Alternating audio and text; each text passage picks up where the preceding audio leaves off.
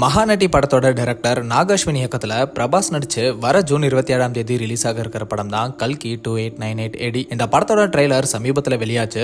படம் 600 கோடி செலவுல எடுக்கப்பட்டிருக்குன்னு ஆல்ரெடி தகவல் வந்துச்சு. ட்ரெய்லரும் அதை உறுதிப்படுத்துற விதமா ரொம்ப பிரம்மாண்டமா இருந்துச்சு. பார்க்கவே ஒரு ஹாலிவுட் படம் ஃபீல்ல இருந்துச்சு. படம் ஃபுல்லாவே பயங்கரமா நிறைய செட்லாம் போட்டு கிராபிக்ஸ் எல்லாம் யூஸ் பண்ணி எடுத்திருக்காங்க. ட்ரெய்லர் பார்த்த பலருமே கல்கி படத்தை பாராட்டிட்டும் வராங்க.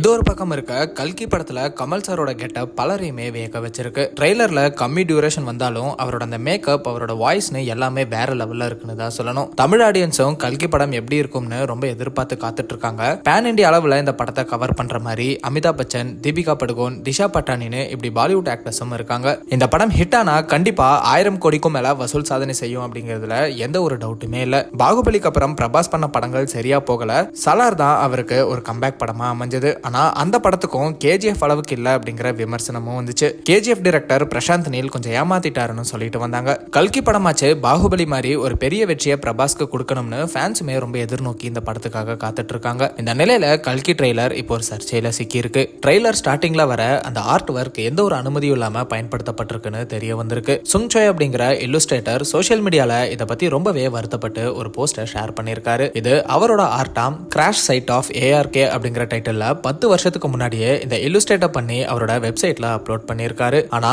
அவருக்கே தெரியாம கல்கி மூவி டீம் அந்த இமேஜை மாடிஃபை பண்ணி யூஸ் பண்ணியிருக்காங்க. சுங்சோய் அவரோட இல்லுஸ்ட்ரேட் இமேஜையும் கல்கி ட்ரெய்லர்ல வர இந்த இமேஜையும் ஷேர் பண்ணி ஒரு கலையை எந்த ஒரு அனுமதியும் இல்லாம பயன்படுத்துறது ரொம்ப தவறான செயல்னு சொல்லியிருக்காரு. மேலும் இப்படி சட்டத்தை மீறி செயல்படுற உலகத்துல இப்படி கலை சம்பந்தப்பட்ட வேலை செய்யணுமா அப்படிங்கிற கேள்வி எனக்குள்ள எழுந்திருக்கு அப்படின்னு ரொம்பவே வருத்தப்பட்டு சொல்லியிருக்காரு. இந்த நிலையில கல்கி படத்துல கான்செப்ட் ஆர்ட் பண்ண இம்மார்டல் கலெக்டிவ் ஸ்டுடியோவும் இது தொடர்பா பதில் அளிச்சிருக்காங்க. அவங்க என்ன சொல்லியிருக்காங்கன்னா, நாங்க படத்துக்கு மட்டும்தான் ஒர்க் பண்ணி கொடுத்தோம். ட்ரெய்லர்ல வர அந்த ஷாட்க்கு நாங்க ஒர்க் பண்ணல, இதுக்கு நாங்க பொறுப்பேற்க முடியாதுன்னு சொல்லியிருக்காங்க. சோ கல்கி மூவி டீமே இது தொடர்பா சீக்கிரமே ஒரு பதில் கொடுப்பாங்கன்னு நினைக்கிறோம். சோ வெயிட் பண்ணி பார்க்கலாம்.